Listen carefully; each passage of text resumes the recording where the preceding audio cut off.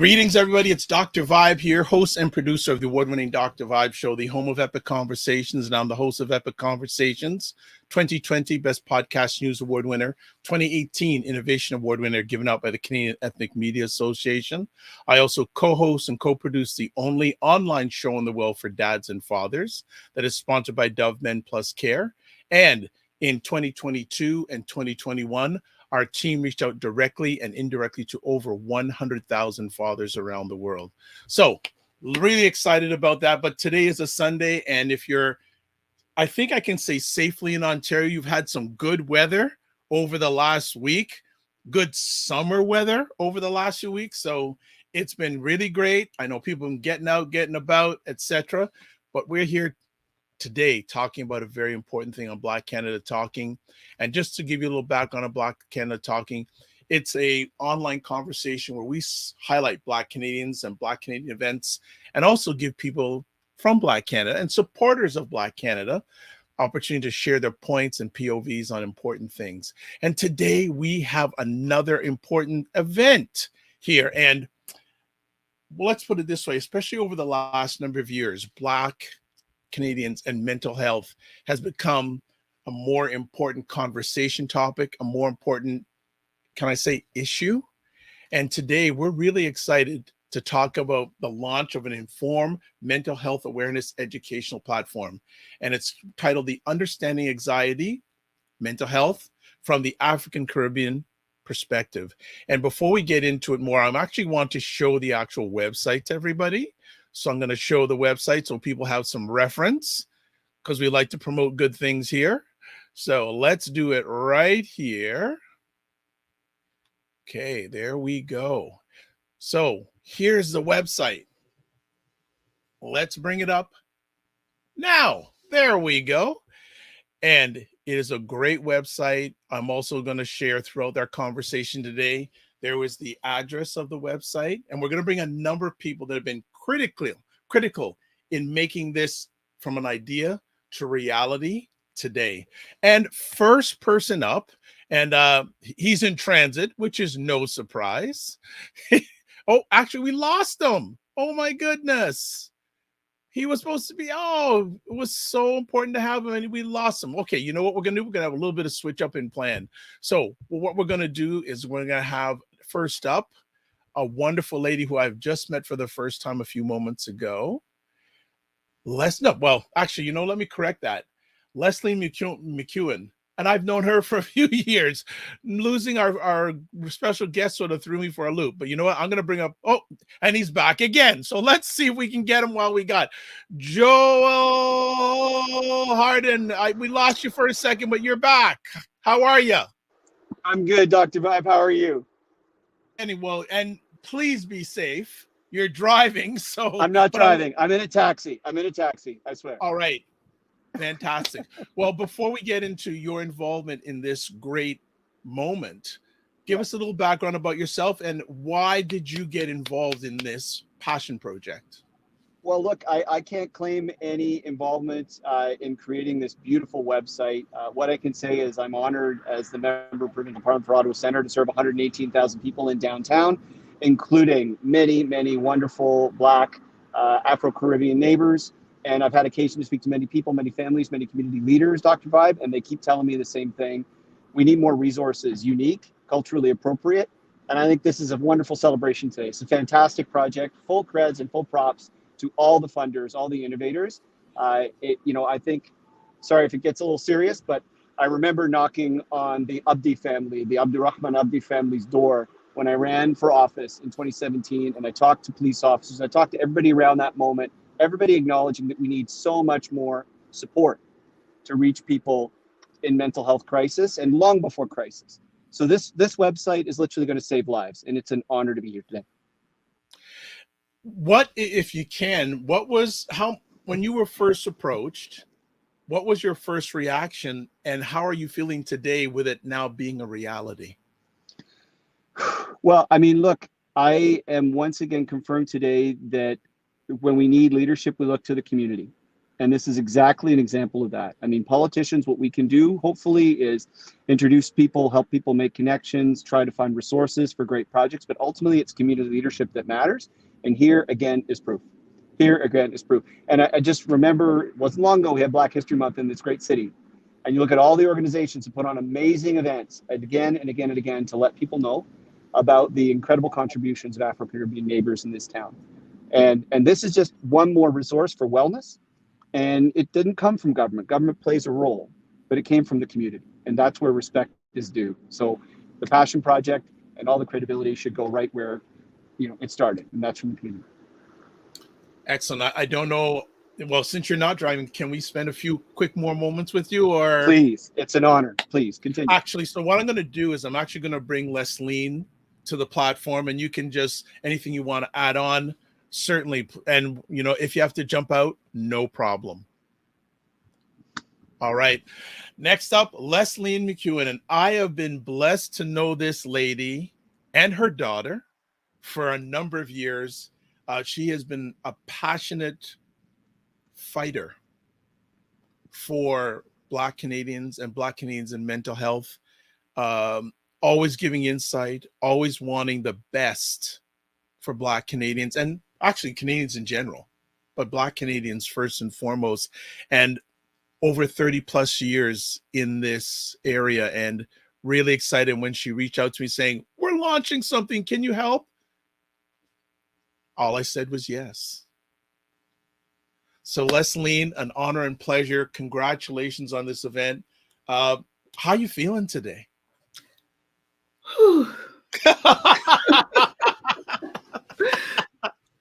Yeah, you know what? I'm really happy. It's been a long road, and I'm glad to be at this point. And I want to say thank you to MPP Harden for taking the time out, because I know you're a busy man. And of course, Dr. Vibe, you've always been there for us. And thank you very, very much. And at this moment, also, I want to say thank you to the Ontario Trillium Foundation, who funded this project. Because as you know, Dr. Vibe, we've been working in the community for a long time. And when COVID came along, it kind of knocked us off balance. And on top of that, the need for service more than doubled. Mm-hmm. So we had to pivot and go virtual. However, we went virtual with the same limited resources that we had. So when we reached out to Trillium and we were approved, we were really happy, because what it has done is allowed us to build this virtual platform where individuals could go and any time of the day, 24/7, in the privacy of their own homes. And so we're truly, truly grateful for this. And I just want to say the emphasis is on the culturally competent mental health care, because, we've heard stories and we know it's complex and there are many factors to it, but having culturally competent care and caregivers is very important. And that's something that has been, ignored or maybe unrecognized for far too long. And now we know, and the things that has to do with it are like uncomfortable topics for some people. There's racism, the socioeconomic and health disparities, and all these tie in to create the need for that culturally competent service. No. Wonderful. I just want to bring MPP Joel in for a second. We know at times things can move slowly in government, at times. You're being generous. How was the experience getting this governmental wise in general? Well, look, I'm going to flip back to Lenine, because this is the Trillium Foundation that came and saluted and supported this incredible project. So your question is best posed by the community leadership. So I'm just going to flip back. Without being diversionary politician, I think the respect and the answer should be coming from the source.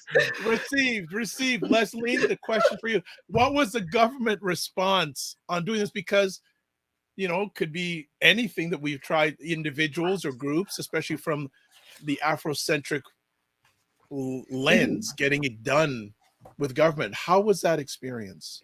Well, actually, it was quite good, I must say, because there's a process where there are applications, there are deadlines, and if you meet the criteria, your application go in, it's reviewed, and if it's approved, you get the funds within a certain period of time. Of course, you don't get it all at once, but you get the funds and you're able to move on. So once you get it, it's up to you to move.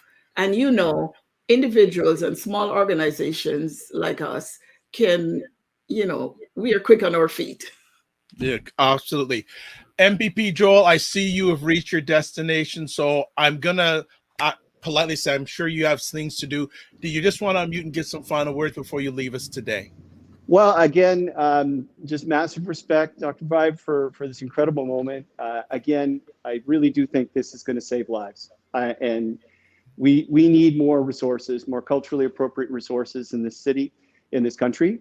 And just massive tip of the hat to all the folks who helped make this happen. This is transformational. And thank you. Thanks for the chance to be here. Well, hey, and Thank anytime you, you're more than welcome to come back, and remember to give yourself grace and don't just manage your time, manage your energy. Amen. Have a great day. All right. So fantastic. Good to have him on. And it was a great conversation. So Lesline, man, you know what? I'm going to bring other people up, but we're gonna have a little bit of a town conversation today because there's lots of moving parts here. But we have another new friend coming on the platform today. And as I said, I had a chance to chat with her. She was 20 minutes early, so we got a chance to hang out with each other. Yes. And the wonderful new friend is Nicole Bloomfield. She's a MSW, registered social worker. And I know that she's going to bring some really good stuff to the platform. So, Nicole, welcome. Oh, thank you. It's such a joy to be here. And, I've known Lesline for a while now. She's been such a beautiful angel. Even though I'm a practicing psychotherapist, I feel like just being around her and having conversations with her has been such a gift for me as a therapist and just as a person in the community. Excellent. How did you meet her? Well, do you remember the first time meeting her? Well, if I'm correct, you've never met physically. You've only met virtually.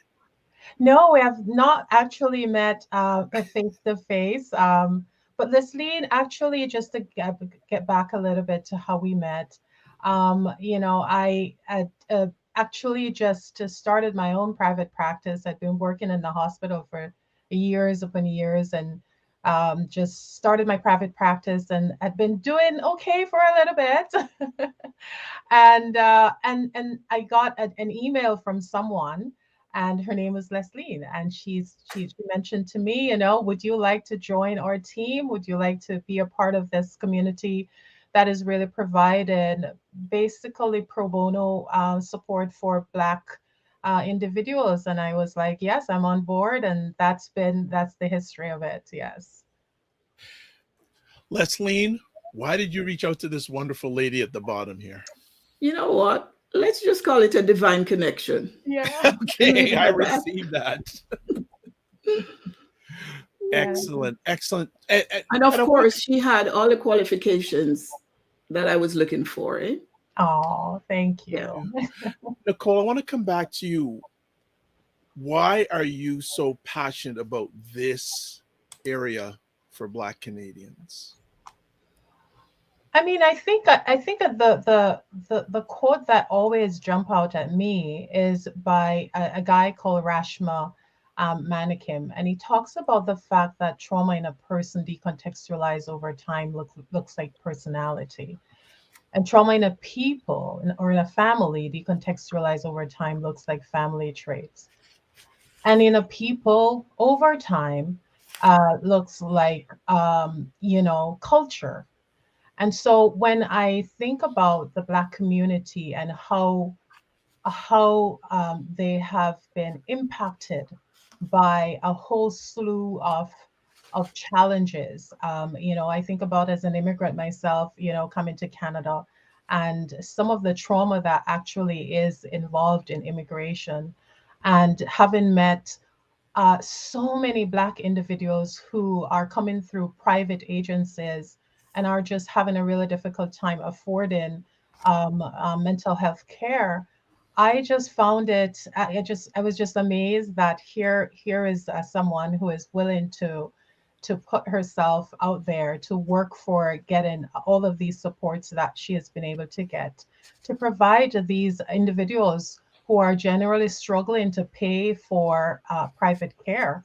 And mental health is it's not, you know, it's a right. It's not, it shouldn't be a privilege. It should be a right that every single person who has been impacted by trauma and be able to get support. Wonderful answer. I'm going to parking lot this because I Yeah. want to come back because one of the many great things you mentioned, trauma culture. Mhm, mhm. And hopefully, if we have a little bit of time before we lead to that, I'd like to have a little bit of round table of the impact of trauma on Black culture. Yeah. Because to me, when I look at through my lens about what's going on in the world of Blackness, I've said it a few times, but people may not have heard it. I look at trauma, repetition, and symbolism.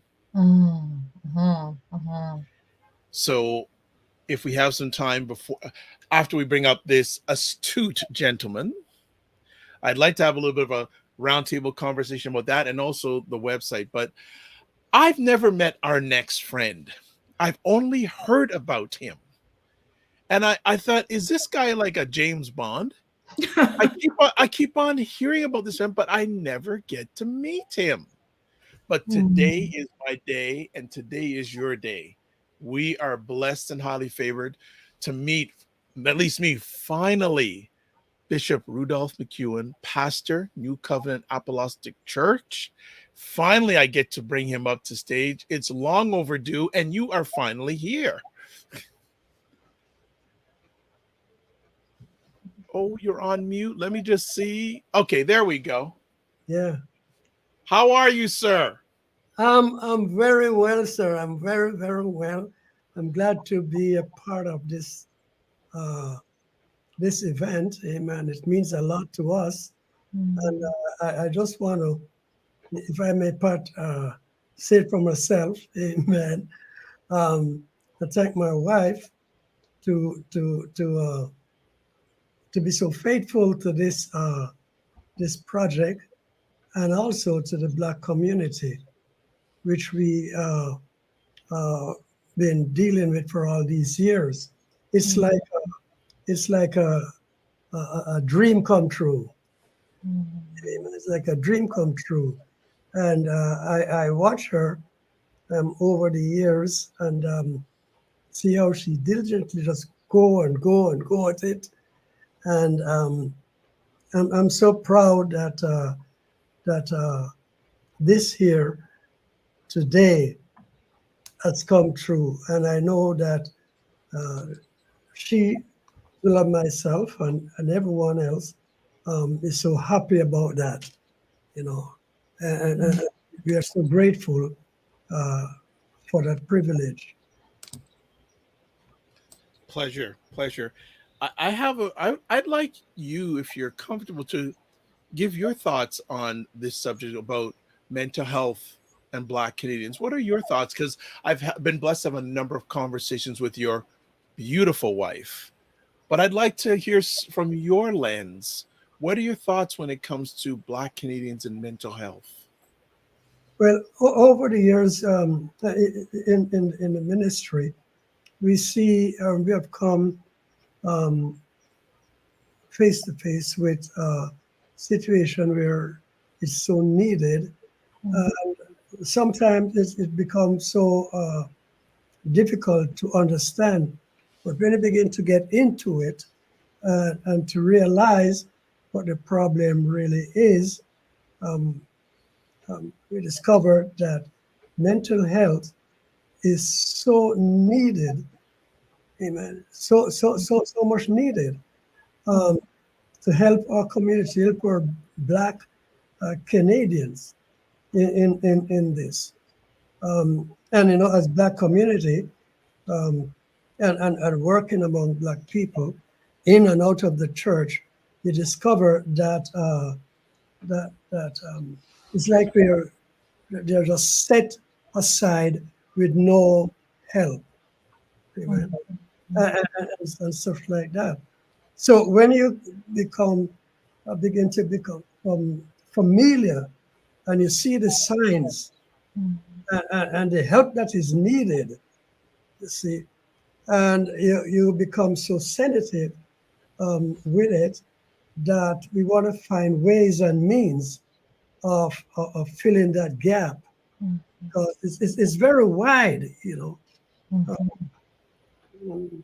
People come and people get distraught and don't know what to do, where to turn, you know, don't know where to turn, and they come to the church, and we pray that God will help us to get some source to help our brothers and our sisters, and that's why I'm so proud of my baby, my wife. You know, she's in the profession, and she understands it. She knows that. She's trained for that. And I'm not saying that, you know, I try to give her compliment, but at the same time, I give God the glory. And this is what we try to do. In ministering to them, we do that on the body, soul, and spirit. Amen. We can't just say God love you, and that's it. They need guidance. They need physical help, and that's where the mental health situation comes in, which is so important.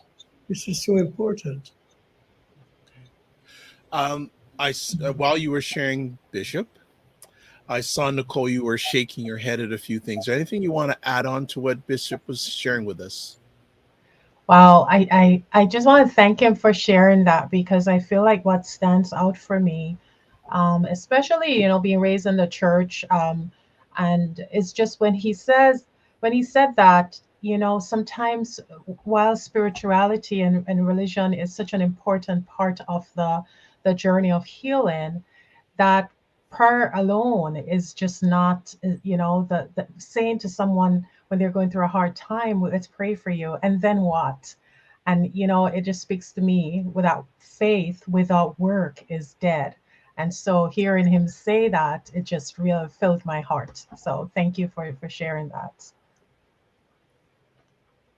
That was really good. Lesline, question for you. Do you mind if I put the website up and just go through it with you?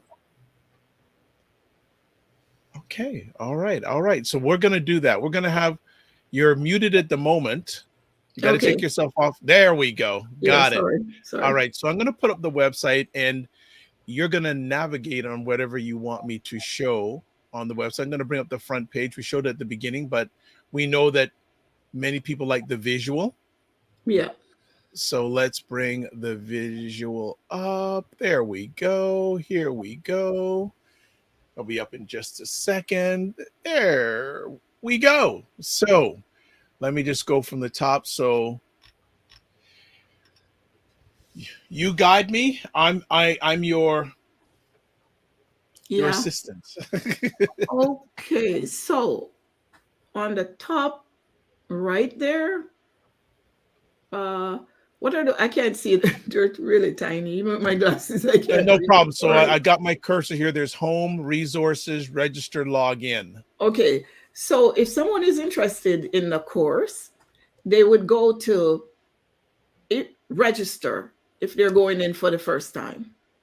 Okay. Let's and do that. If you click on register, it brings up. So you create your account, and your password is yours. And if you lose it, there's a way to reset it. We don't have access to your password. Beautiful. So that's it. Now, if you already have an account, you can go to login. Which I don't, but we'll just go there to make sure. There we go, to make people see it. Yep. Okay, so I'm going to allow you to log into this one, which is mine, because I just use it for testing, and I will change the password. Okay. So what? So Lesline is the username, Yep. and then the password, which is a careless one, ACBMH 2022. Okay. Let's make sure. Let's see if I'm a good listener. TikTok. There we go. There you go. All right. And once the individual gets in, they could go further, put their picture, etc., etc. But apart from that, to the right where it said expand, I think there's something that said expand all there. Mhm. There you go. And then they could see, scroll down and see. But of course, they would want to start from the beginning. Yeah. At the introduction. And if you click on the introduction, just quickly, we're not going to go through. Okay. Any one of them. Okay, I'm a little introduction. Where would the introduction be? Because I've just seen. Go ahead. Just click on what you could see. Any part of the course. Course progress. Okay, I'm gonna go to something pre-course questions. There we go. We have something like this so here's a pre-course. There we go. Right. So there's some questions here. Okay. And so those questions are just to test, an individual's knowledge of how much they know about whatever the course is. In this case, this one is anxiety. And it's just giving them that idea of where am I at with this? Okay. And then you can move on to the next. It's not a test, and there's no certificate. So it's just kind of going through it to kind of like a psychoeducational thing. Okay. So let me go back. So I'm back to the home, back to your page. You want me to come out of this? No, you can expand again. I just want to see some of what we've done. Okay, so I really can't see it from. What are those ones that you're going by there? There's pre-course questions, module assessment, essays not graded, module. So there's a number of module assessments that are here. Oh, okay. Well, you know what? Leave. Yeah, like I told you, I use my thing for testing. Okay, so I'm going to log out. Yeah, log out. That shouldn't have happened. Okay. Yeah, sorry. I use it for testing, so it wasn't taking you through the No problem. I'm going to go back to the website real quick. There we go. So I like the website, clean. I love the colors. Yes. Yeah. I love stay empowered. And I love this statement here. We all have the right to heal. It's it looks very simple, but a lot of work went into it to keep it simple and choosing the colors and Is it okay? I'm going to click on browse our knowledge base.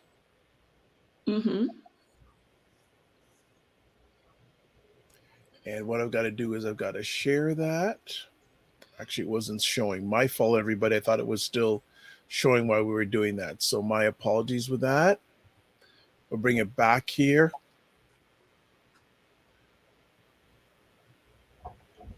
Okay. Here we go. Right. So this is what happens. This is what you come to when you click on the knowledge base. Yeah. And you could, go through and you'll see some.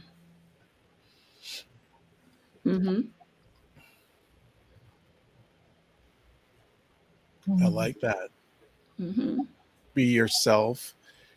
Ask how you can help. Very nice. Yeah.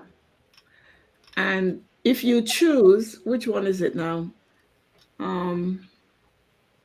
Because there's a place there where you could sign up for counseling. Yes. So there's start learning today. There we go. Request free counseling. Yes. And I'll click on that, and there you go. Hmm. Okay. All right. Fantastic. Yes. So there's quite a bit on that page, but it's, it's easy to maneuver to. And if someone is logging in just for the course, they log in to learn.acbmh.org. And that way it takes them directly to where they could log in or register for the course without having to navigate their way through the rest of the material. Okay. I'm sure someone's going to ask, free counseling?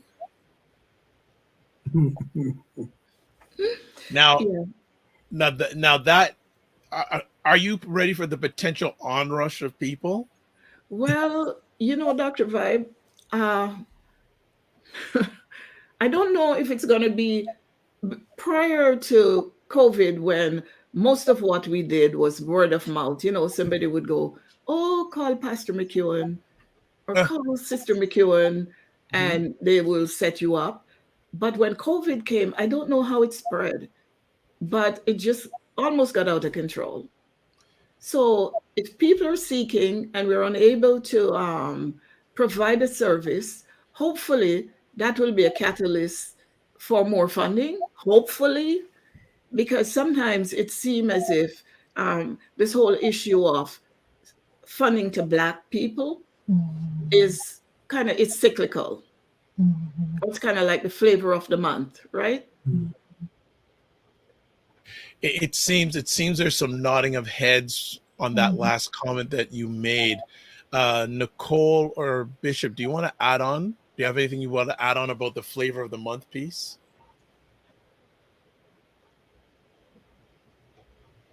Yes, it's difficult when it comes to Black people. There's a lot of things where the Blacks is way behind, and that makes it difficult, and I think it's time for us to try to what should I say, push ahead, make ourselves visible more and more. Yeah. In all that we do. Refuse to lag behind. We got to refuse to stay behind, because everybody will just go ahead. And I think there's a show that is called Left Behind, something like that. And we need to do something like that. And I don't know what Nicole feel. I don't know what she said, but. Oh, yeah, I just wanted to defer to you first. But, having worked with a number of clients that came through the New Covenant Apostolic Church, I can, just from my own personal experience working with clients, so many of them. And so when Lesline talk about that cyclical, approach, or, clients reaching out for support, I see so much of the trauma that is so complex and so severe, because as a community, we have been so socialized to just push through, to just survive. And you can do that only so much before it really, really takes a toll on the individual, the family, and the culture. And so for me, it's just really seeing more and more people coming forward that are being proactive because this program is in place for them. And they're reaching out before, because they're getting it through friends, and they're getting it through, different communities that are sending out the links. For many of my clients, I've been really just encouraging them to share it with your family members, share it with friends, and they've really been doing that. And so it's just being more proactive rather than reactive to mental health care. Yeah. Want to ask, coming back to something Nicole mentioned earlier on, and Glad we have some space to chat about it. Black culture, trauma. Mhm. What is the relationship between those two entities from each one of your lenses? I'll definitely defer to Leslie on this. Well, maybe I shouldn't generalize this way, but I will. I think every Black person we look at in this society has been traumatized. Yeah. Intergenerational trauma that they face from day to day, but somehow we have learned how to, put it down, view it in a different manner, and try to change things or just kind of suck it up. But when the top blows, if I might put it that way, it's a total disaster. That's when it all starts coming out. Because first of all, we're traumatized as kids. With the best parents we have, there is still trauma because they have been traumatized and they pass down what they know.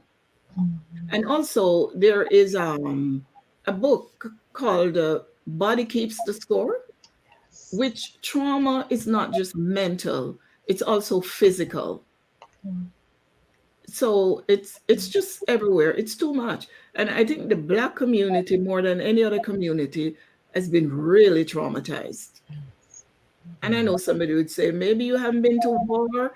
No, you have not been to war. But when you're living with racism on a daily basis, those microaggressions, and I say no aggression is micro, but just from day to day, it becomes tiring, And if I might use a personal example, the other day, I had occasion to be at the doctor's office.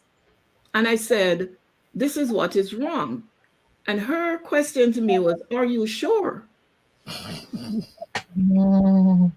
Now, call me whatever you want. She would not have asked a white woman that question.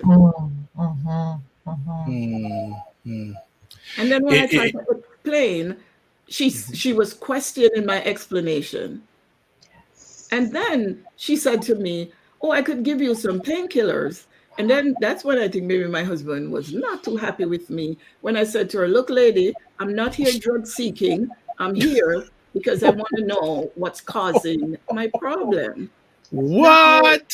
Now, though, they have this stereotype that whenever a Black person goes into a doctor's office with pain, it's because you're looking for drugs. There's that stereotype out there. Wow. And so, yeah. So go ahead. Go. Okay. Well, Bishop, how did you respond to that little incident? Yeah, she said it, and it was harsh, but it was needed. It was harsh, but it was needed. Okay. It bypassed me on that wise, because I'm a person that will say it as it is, right? But although it work out like that, but it's something that other people would be would be very angry. And this is another thing that when it comes to mental stuff, it plays on someone's mind and they become angry and do crazy stuff.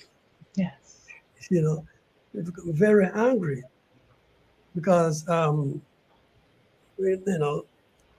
as people who work with Black people and community, or whether Black or whatever, is very visible to us. And we can see that in people, and we have got to be very careful, because the last thing you want to know is that somebody meets us on the road and say, there he is, there she is, negative stuff. So we've got to be careful and know how to deal with when it comes to this mental health problem and situation.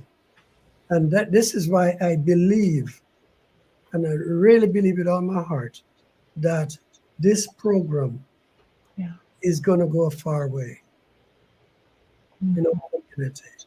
I really believe that. It's interesting. Leslie and I may have mentioned this before too, but a longtime associate of mine said a number of years ago to me that Dr. Vibe, every Black person needs a therapist. Yeah. Yeah. That's true. You know, and just adding on to what Leslie has said, many Black people, we face it all around, whether it's within family, then we go to a non-melanated society that we have to deal with it. As I tell people, I can't take off my Blackness once I come home. Yeah. It's there 365. Exactly. And it's interesting you said that, within family. I know people where they have their young kids around, and the kids may be different shades of Black. And, they're referring to, oh, this one is light skin. And the other kid is starting to feel like I am not good enough because I am not, quote unquote, light skin. That's a word that makes hair stand up on my head, because you're using it to differentiate. We're all Black, and we're different hues, just like flowers. But when you use that so much among kids, and this one is light skin, and this one is not so Black, and I say, come, let's all go out there and see how we're going to be treated. We're going to be treated the same way. So why are you already traumatizing your child in the house by letting them feel as if I'm not light skinned, whatever that means, so I'm not good enough? They're going to see that. They're going to hear it outside. From each one of your lenses, how much trauma within the Black environment compares to how much trauma outside the Black environment? Because I'm a stern believer that the greatest source of wealth in the Black world is the Black family. And the more I live each day, the more I'm just shaking my head on what's going on, and just a lot of Blackness. Let's put it that way. And a lot of it has nothing to do with dealing with the non-melanated world. So from each one of your lenses, how much work do we have to do in ourselves? It's interesting you said, and I'll just make this one comment. I was speaking to someone, and we had this conversation going, and I ended up asking her if those on the outside, all the traumatic events and the racism were removed and we were left by ourselves, what? And she kind of just stared at me and she said, what? And I said, that's my question to you. Because we have to heal first. Yeah. We have to learn how to treat each other first. And you know what? I know there's racism, and everybody know that, like I'm one of those card waving ones, knowing it exists. However, we have to start from the inside. But when we say that, people start saying, oh, you're hating on yourself. No, we're not hating on ourselves. When we say, let's treat each other with respect and caring, and then we'll be stronger on the inside to be able to face the outside. Yeah. Bishop or Nicole, do you want to add anything to what Lesline has shared over the last few moments? Yes, I think that self-confidence is very important. Self-confidence, and if a young people grow not having confidence in themselves, then they're gonna grow up just like that and not having, I quote, self-worth, and that is very important. Also, this is something that is driven into us as young people, how we grow up,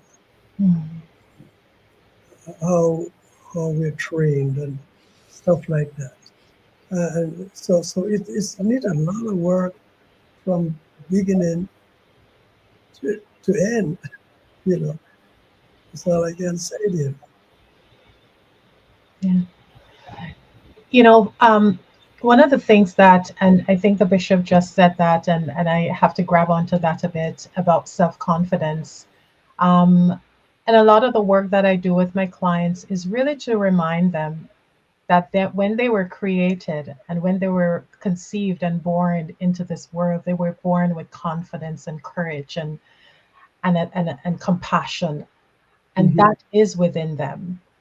And so removing that pathology of, what they were labeled as, that you are black and you are less than, you are not good enough. And a lot of that, even as Lesline spoke about, the differentiation in how children are treated in the family, because your proximity to whiteness is so much greater. And so you are treated differently. And so it takes you back to the fact that, trauma is what is really passed on from one generation to the next. And so that is where we have to interrupt that and kind of just really, again, pour into our clients and into ourselves the fact that we have it within us. And even though our parents might not have, they didn't know how to, they couldn't, they had to survive, they had to keep us alive. And so they kind of did what they needed to do. The gift that we have is that it's within us, and we can truly start the healing from the inside out.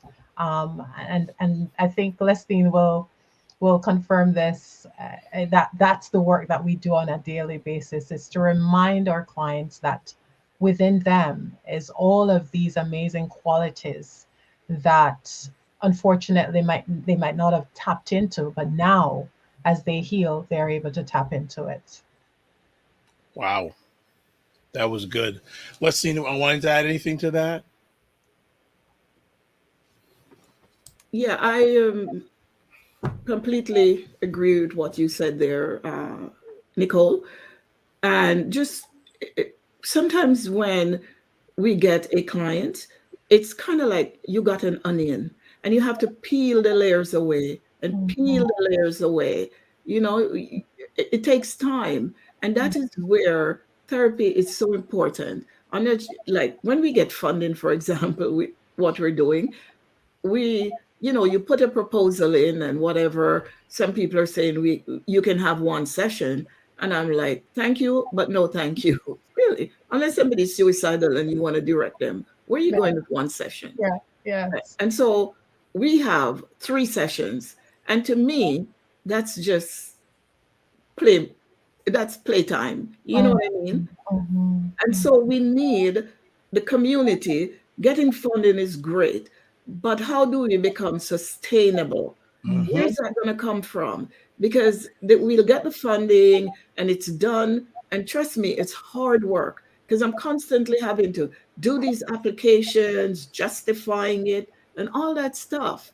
And it's hard to convince even how much we pay our therapists, right?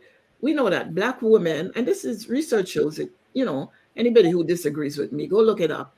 Black women are the most educated group in Canada, and yet they're the most underemployed and lower paid. Right? That's trauma right there. Right there. Right there. And they have to live with it. And so when you ask for some funding, and they'll fund you if you're going to pay, a therapist who has studied and gone through all they've gone through in the experience, and we're going to give them minimum wage, that's fine. But the moment you start saying, let's pay a living wage, let's pay, an amount that's comparable to the regular society. But it's a Black group looking for money, so we want to, And it becomes tiring because you don't want to fight with them and alienate them. But on the other hand, you want to stand up, eh? Yes. Good So point. it's a lot of work. And my thing is sustainability. And what do we do when funding dries up? You know, as individual therapists, we working through this program, some of the programs pay less than, our hourly rate. So it's really a community service we're doing Yes. when we do it for the amount of money that we get reimbursed. Yes. So And- how many? Oh, go ahead. Yeah. No, go ahead, Dr. Vibe. How many people do you have? Because my concern here is you're going to get overwhelmed. Yeah. It's a good thing, but not a good thing. No, because, and that's the thing. I think we're about, I reached out to, you ask how, Nicole, how we met, but, I did my research. I looked up counselors and some of them, and you know what? Bottom line is I'm a Christian. And I know that being a Christian, that's the spiritual side, but we also have to be practical. But I honestly prayed and say, Lord, I want you to direct me to the people who are going to be helpful to the people who are looking for help. Yeah. And I reached out. So I have I think it's about 7 or 8. So it's not just me and Nicole. There are other people that are working in this program with us. Excellent. Excellent. Would you like to shout out any other people, Lesline? Because you would know most of them, if not all of them. Yeah. Mhm. If you give me a moment here. No problem. And we have more than one program going, eh? We have one, and the last time I was on your show, Dr. Vibe, we had one for domestic violence, which was only for women. Now we have another program, which is for men, children 12 and up. Yes, Yay. Dr. Vibe, men. Yay. acbmh.org. Men can sign up there. Okay. Yeah. Because Okay. people are constantly saying, what about us? What about us? Yes.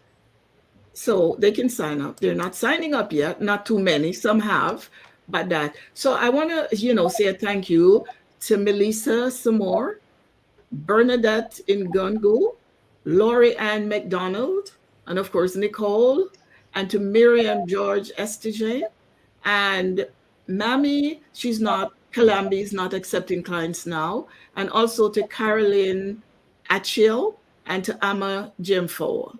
Those are the counselors that we're working with right now. Yeah. I'm having a problem recruiting Black male counselors. That like comes up unicorn. again. Yeah. And that is so important when it comes to the male counterpart. Men stand up, come forward. Something tells me Lesline's gonna approach me offline and say, Dr. Vibe, what do you think? Yeah. I wouldn't be surprised. I would not. But that we have talked before on the platform about the lack of Black male counselors, and they are so needed. Yes. Yes. And when you do find one, they really are, overbooked already. So Yes, it's a challenge. it really is. Well, And remember, go ahead. Dr. Vibe, Les, she wrote, remember she wrote this book about anxiety. I think I have one before me on my desk.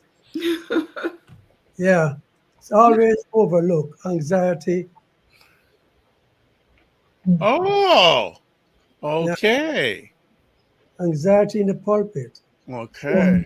It touched everybody, even the preachers. Leslie, and people think she's such a docile, but you like to shake some sticks. Yeah.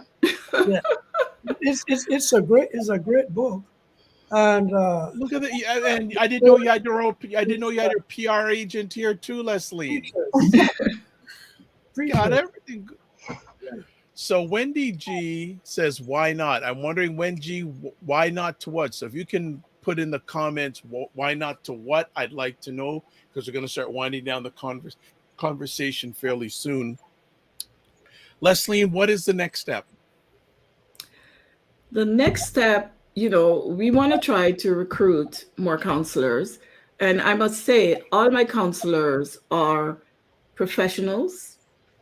They're registered in good standing with whatever body they're with. Nicole, for example, she's a registered social worker with an MSW, and she's registered with her social work college in good standing, insured. And that goes for all the other counselors, including myself. And so those are the type of caliber people I have to recruit. And so I'm still on that line, but especially looking for male counselors. And the next step is getting more funding. Okay. And I keep working away at it. Of course, I have, Andrea, she helps me. Yeah. Mm-hmm. Well, I would like to say, again, I'm glad to be part of the celebration. I know that it's not hard work, it's hard work. Yeah. Mhm. Yeah. It's hard work, but we all realize that the hard work that we're doing is going to ripple for generations to come. Yes. Right. Yes, we may be dealing with the present, but it's going to affect generations to come.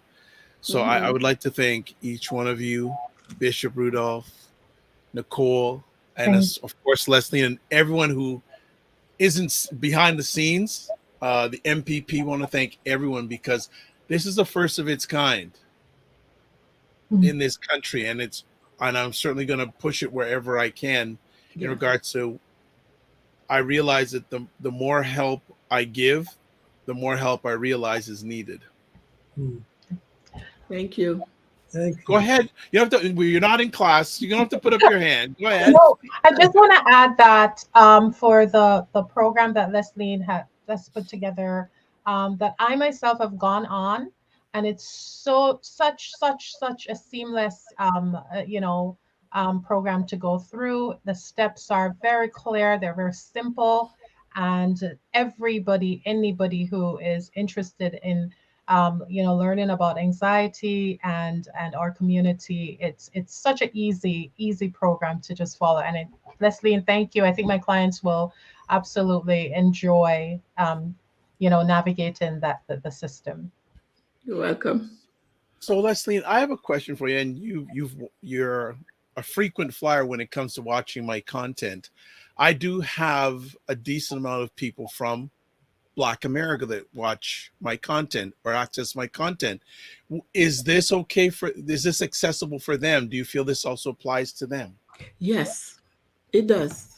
It does. Yes. Okay. It does. That's really good to know. Mm-hmm.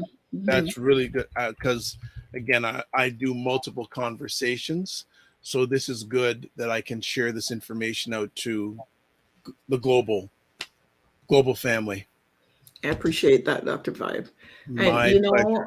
a lot of times in Canada, we behave as if, oh, it's all good, it's nice. No, there is no problem here. But that's not true. And the same problems they have in the United States, Same it here. may not be as, magnified. Yeah. But we have the same problems. It's a great point that you share, Leslie. And I've done over 4,000 conversations, and many of them with people that look like us and from people all around the world. We have much more in common than we think we do. Yeah. Yeah. Yes. We really do. Agreed. So I think that's one of the blessings that I've had through my journeys, that I've been able to get lenses from melanin people all around the world, and all sounds the same. Yeah. Mhm. So I really want to thank everything that you have done, are doing, and will be doing, all three of you and everyone that's involved here. And I'm a strong believer that we got to start with ourselves first. Yes. Yes. And this platform is a great way of starting on yourselves first, because you know what? Even strong people struggle. Exactly. Exactly. And I don't know. I didn't mention Andrea Pierce, my daughter, but I just want to say, as they say, I just want to big her up. Well, apple don't fall far from the tree, so now I know both branches of the tree now, finally. So it's all good. Well, again, thank you so much. Looking forward, and you have a home here, so anytime you want to share updates or have something to say to our family, they will appreciate it and embrace it, but it's up to them if they want to take action. Exactly. You're providing the information. So thank you so much. Everyone, have a great day. And remember to give yourself grace and don't just manage your time, manage your energy. Thank you. You're welcome. Yeah. Thank you, Lesline, again. You're welcome, Dr. Vibe. Thank you very much, because I was hitting a crunch there for my deadline. And I was And like, you're no problem. Take care. All right, everybody, that is it for today. So there's the address, especially if you're melanated. I don't care where you are. Check it out. It may be based in Canada, but it's for everybody who's melanated. Because as I said, even strong people struggle. So really important to check it out. And I'm sure that we'll be hearing more from Lesline as the journey continues, because they deserve more funding. Because what's good for Black Canadians is good for all Canadians. Just remember that, family. So I want to thank everyone who watched live or on the replay today. A few final things before we sign off today. If you would like to subscribe to the Dr. Vibe Show, the best place to do it is on YouTube. If you hit it on YouTube, not only hit subscribe, but also notify, so you can get notified about upcoming conversations. Like us on Facebook or wherever you're watching this. Like, share, comment, etc. Also, would you like to promote your business or service on our show? Please contact me at dr.vibe at the drvibeshow.com. If you want to contact me, number of places. The drvibeshow.com, email dr.vibe at the drvibeshow.com, YouTube, Facebook, and LinkedIn, The Dr. Vibe Show, Twitter at drvibeshow, and Instagram at the drvibeshow. You can watch replays of these epic conversations on the Dr. Vibe Show, YouTube, Facebook, and LinkedIn, and on the website. So as always, this is the way we close out. Live your life as a dream. If you can dream it, you can make it. Sometimes you have to get small to get stronger. Block assumptions, then aim bigger, aim better, aim higher, aim wider. Love, faith, and respect. And as always, remember to give yourselves grace and don't just manage your time, manage your energy. Keep following us, keep it locked, and remember, check out the website. It'll help you and help those who love and care about you. Take care.